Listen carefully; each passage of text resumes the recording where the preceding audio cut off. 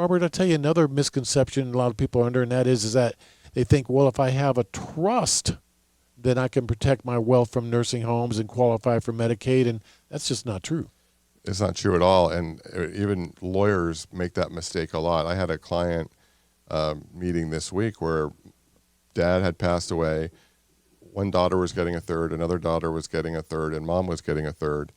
And the attorney advised them that she could create a trust for mom and give mom like $1,500 a month to live off of, and that would be fine, and it wouldn't hurt her for Medicaid at all. It would protect everything. And the fact is that's not true at all. If an asset is countable outside of a trust, it's countable inside of a trust, particularly with, the most common trust, a revocable living trust. The only trust that works is that one that people would never want to do, where if the person that's the applicant creates the trust where they're the grantor, they cannot be the trustee, they cannot be the beneficiary, and the trustee cannot give them the option of even giving the grantor, which is often their parents, a penny.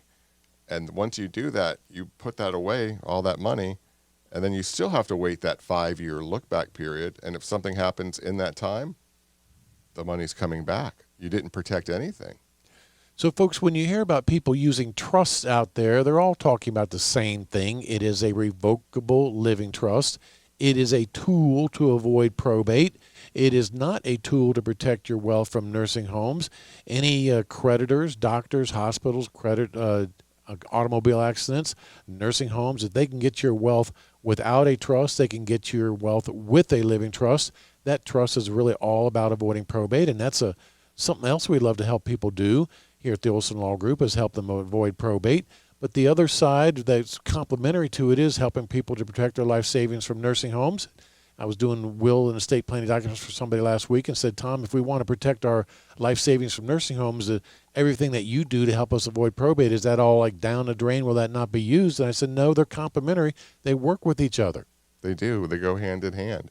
Like when you do a ladybird deed for somebody, obviously it's to avoid probate and avoid third-party creditors. Well, in the Medicaid world, by doing that, you are avoiding any kind of recovery from the state of Florida. So again, complementary.